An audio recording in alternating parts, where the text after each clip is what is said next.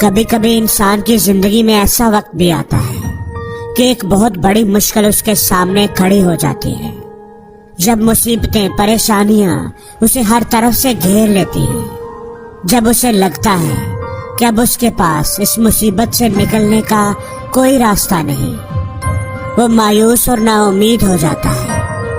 ایسا ہی ایک ہرنی کے ساتھ ہوا۔ وہ مادہ ہرنی پریگننٹ تھی اور اس کے بچے کی پیدائش کا وقت بالکل قریب آ چکا تھا۔ وہ ہرنی جنگل میں ادھر ادھر گھوم رہی تھی اور کوئی محفوظ جگہ تلاش کر رہی تھی۔ موسم بھی کافی خراب تھا، آسمان پر گہرے کالے بادل چھائے ہوئے تھے، بجلی کڑک رہی تھی۔ جنگل کے بیچوں بیچ ایک ندی بہتی تھی جس کے کنارے پر کافی اونچی گھاس اگی ہوئی تھی۔ وہاں پر کچھ گھنے درخت بھی تھے اور پینے کے لیے پانی بھی تھا۔ ہرنی کو وہ جگہ بچے کو جنم دینے کے لیے مناسب لگی، لیکن وہ نہیں جانتی تھی کہ یہاں پر کون کون سی مصیبتیں اس کا انتظار کر رہی ہیں۔ اتنا چلنے کے بعد ہرنی کو پیاس لگی ہوئی تھی۔ ندی کے پاس آ کر وہ پانی پینے لگی۔ پانی پینے کے بعد جیسے ہی اس نے سر اٹھایا، اس کا سانس جیسے رک سا گیا۔ ندی کے کنارے پر جھاڑیوں کی اوٹ میں ایک شکاری چھپا ہوا تھا جو اس پر نشانہ لگانے کی تیاری کر رہا تھا۔ وہ گھبرا کر مڑی تو اس کے بالکل پیچھے ایک بھوکا شیر اونچی اونچی گھاس میں گاٹ لگائے ہوئے تھا جو اس پر حملہ کرنے کے لیے بالکل تیار تھا۔ اس نے دائیں مڑ کر دیکھا، خشک اونچی اور لمبی گھاس تھی۔ وہ اس میں چھپنے کا سوچ رہی تھی کہ بجلی زور سے کڑکی اور اس گھاس میں آگ لگ گئی۔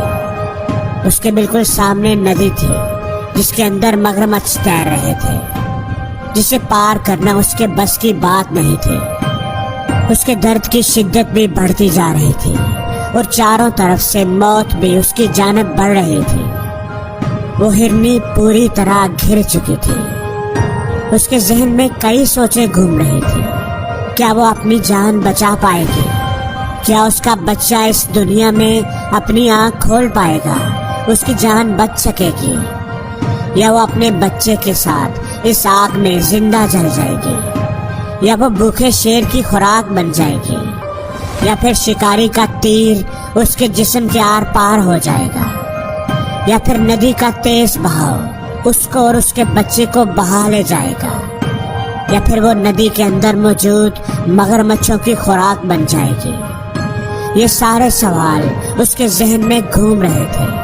اس کی پریشانی بڑھتی جا رہی تھی۔ اسے صاف نظر آ رہا تھا کہ اب اس کے بچنے کا کوئی راستہ نہیں۔ بے اختیار اس نے اپنا سر اٹھایا اور آسمان کی طرف دیکھا۔ اس کی آنکھوں کے اندر بے بسی اور اس بے بسی کے اندر دور کہیں ایک امید تھی کہ کوئی ہے جو اسے ابھی بھی بچا سکتا ہے، جو ابھی بھی اس کی ساری پریشانیوں کو دور کر سکتا ہے۔ پھر اس کے بعد جو ہوا وہ کسی معجزے سے کم نہیں تھا۔ شکاری نے جیسے ہی نشانہ لگانے کے لیے کمان کھینچی، عین اسی وقت زور سے بجلی چمکی اور اس کی چمک شکاری کی آنکھوں میں پڑی اور شکاری کا نشانہ خطا ہو گیا اور تیر مادہ ہرنی کے پاس سے گزرتا ہوا سیدھا جا کر شیر کو لگا۔ شیر اس اچانک حملے سے گھبرا گیا اور بھاگ کھڑا ہوا۔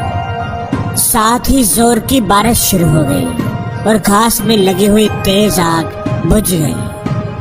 بارش سے بچنے کے لیے شکاری بھی وہاں سے چلا گیا۔ ایک ہی لمحے میں سارا منظر بدل گیا تھا۔